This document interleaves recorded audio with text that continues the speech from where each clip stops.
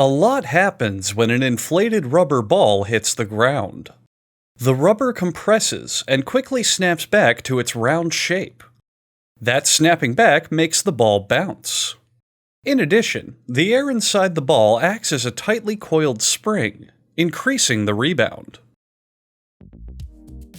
When an inflated rubber ball hits the ground, it bounces, and players catch it on the rebound. This type of ball is at the heart of many games, such as basketball, soccer, volleyball, and blackball. It all starts with a sheet of natural rubber, which is folded like a t-shirt and cut into a fish shape.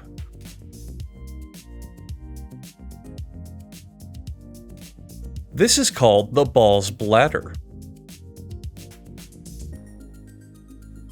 A factory worker brushes an adhesive around a hole in the bladder and inserts a plug, much like a doctor would.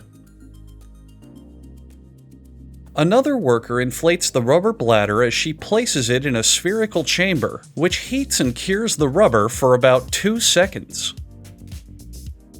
The rubber bladder is then given an endurance test. While this happens, nylon threads encase the rubber bladder, so the manufacturer doesn't have to pay for any more expensive rubber. Meanwhile, at a local curry restaurant, dinner is ready.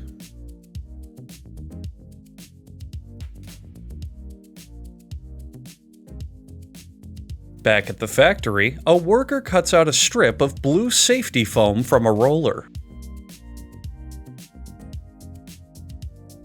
Many colors are available, but this worker's favorite color is blue. The foam passes through a series of rollers, conveyors, powders, presses, rocks, textures, flavorings, and cutters, until it becomes nearly identical to the rubber found in basketballs. A metal pattern cutter is now used to cut the rubber into the shapes needed to form balls. Also, the rubber is now magically red, because our production crew has never heard of the word continuity.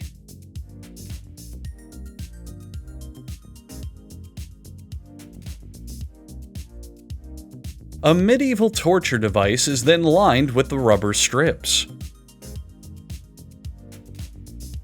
And an ancient mummified fetus is inserted into the center and inflated like a baby balloon. After the chamber is closed for about 2 seconds, the ball is fully bonded together by heat, pressure, and an ancient Egyptian curse. To make a medicine ball, which ironically contains no medicine whatsoever, a different pattern color is used.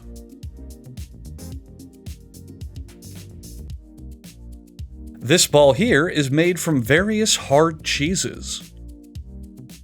Back at the basketball hoop, the logo of a company no one has ever heard of is glued onto the basketball.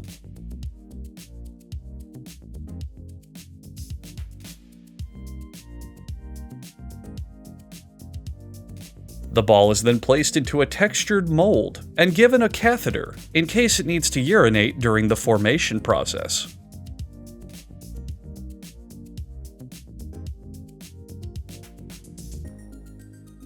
The lettering has penetrated the rubber,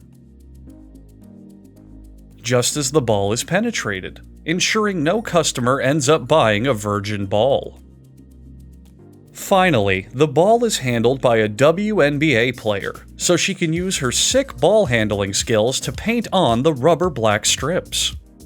Later, she will use this ball during the WNBA season, meaning it will witness many layups and tons of missed two-pointers.